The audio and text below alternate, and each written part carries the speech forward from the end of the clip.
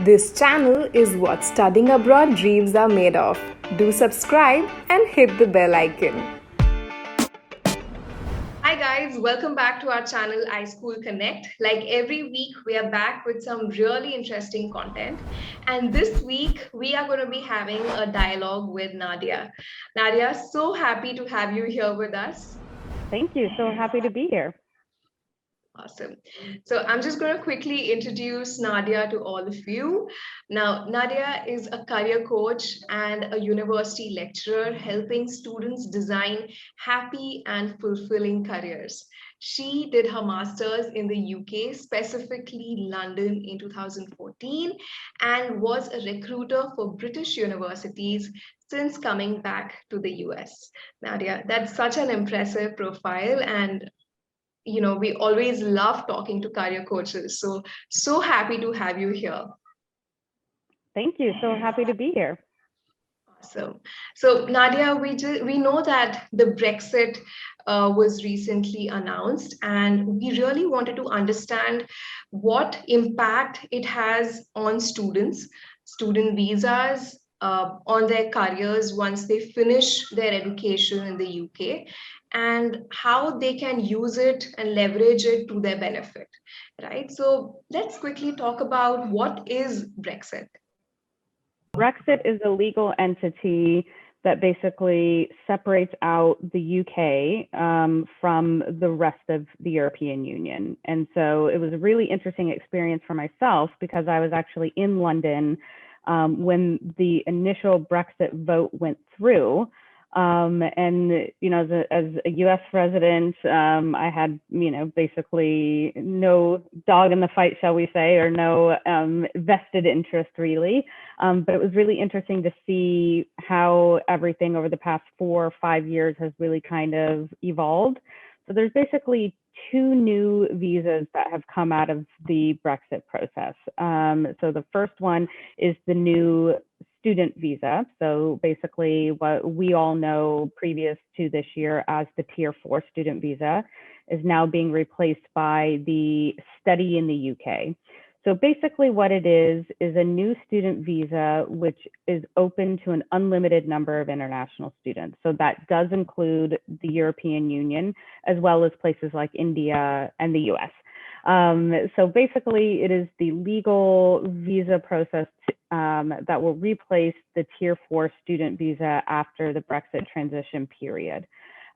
This really follows the government's commitment to introducing a points-based system going forward in 2021. So it aims to extend kind of equal opportunity to the EU students, but as well as all other foreign talent coming into the UK post-Brexit.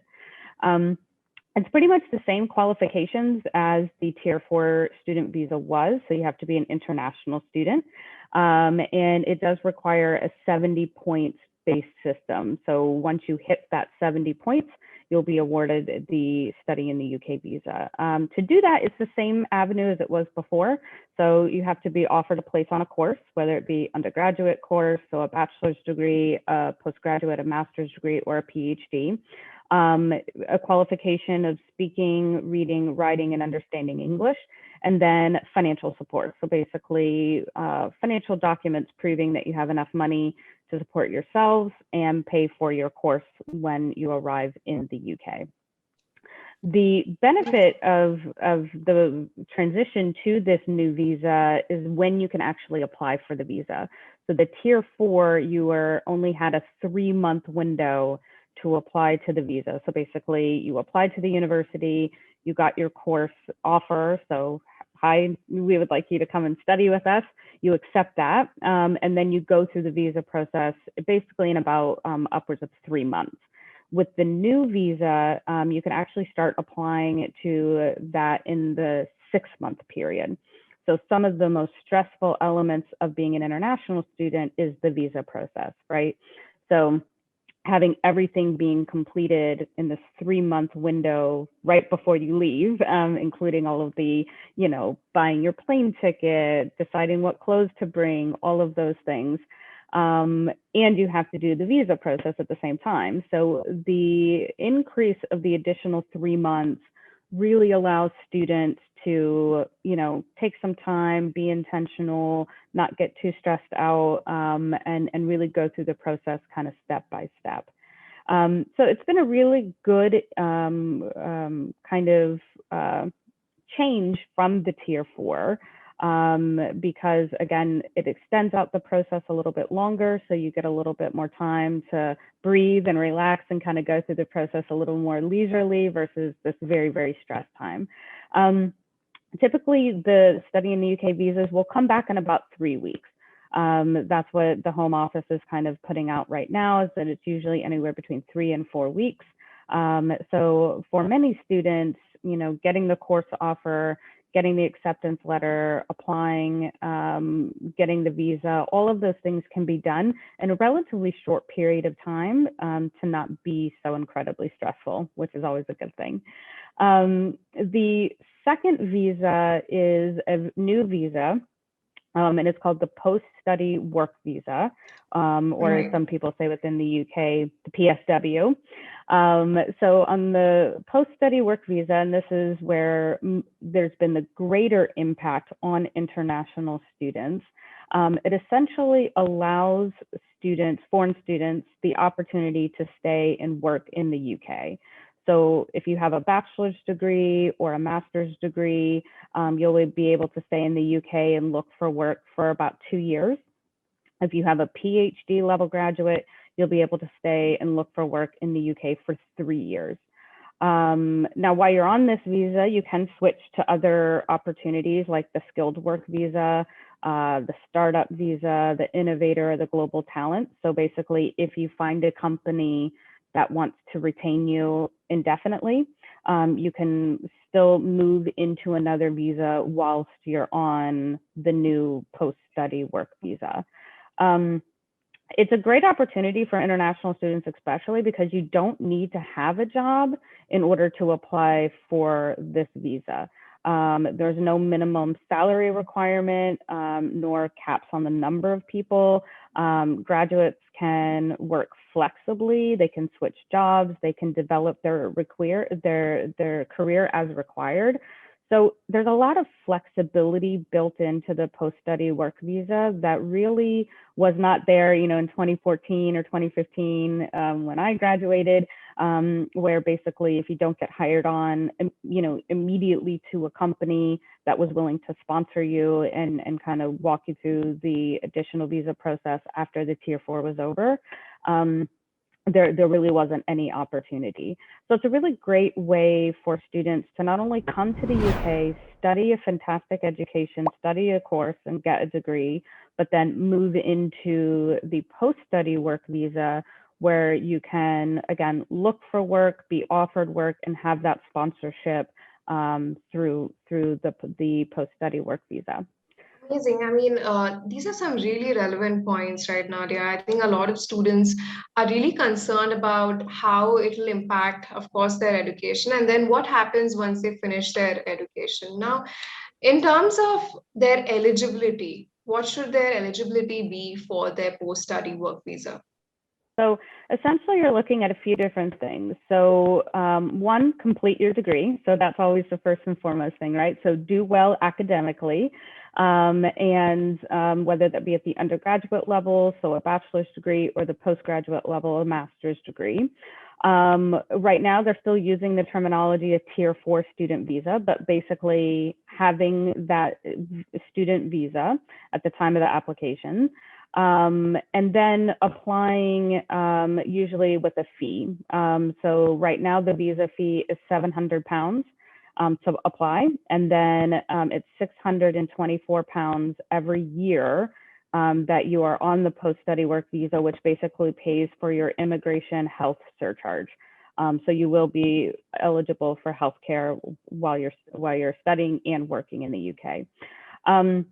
Right now, we're kind of in between visas, right? So it's a little of a harder, you know, kind of comprehension level here. But students who began their studies prior to the autumn of 2020, so this past year, have until the 21st of June of 2021 to enter the UK. and be eligible to apply to the graduate route. So basically that means that if you are currently studying in the UK and you have been a student since autumn of 2020, you can apply for the post-study work visa.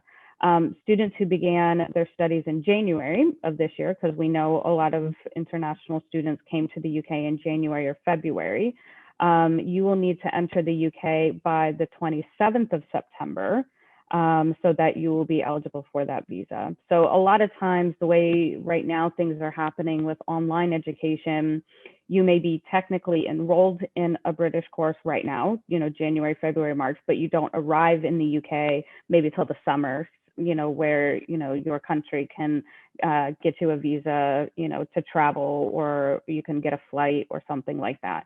So there's kind of a few dates floating around here. The first being, like I said, the 21st of June for those who started in the fall or the autumn term, and then the 27th of September.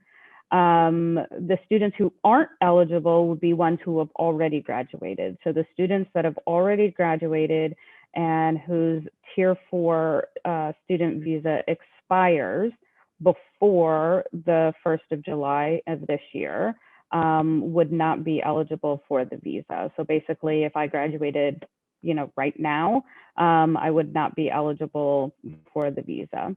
And you have to be within the UK to apply for this visa. So I can't be in America or India. You have to be physically in the country to move out of your Tier 4 visa, or what after the summer will then be called the Study in the UK visa, and then move into the PSW, or the post-study work.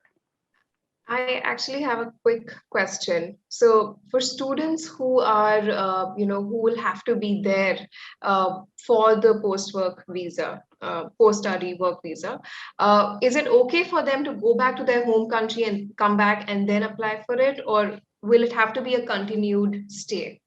So I think when you're talking about visas, it's always best to, particularly if you're a student, work with your British university to just cross all of the T's and dot all the I's, right? So just to make sure that you're staying compliant with your Tier 4 visa, or what now will be called the Study in the UK visa, and then moving into the post-study work visa. Typically, once you have the visa in hand and it's in your passport and you have that, you have a pretty unrestricted freedom of movement. So you would be allowed to, go from England to Scotland, or Scotland, to mainland Europe, or back to India, or wherever. You do need to be in the UK though to apply for the visa, but I don't see any reason why you couldn't take, like you said, vacation back home, see family, and then come back in the UK.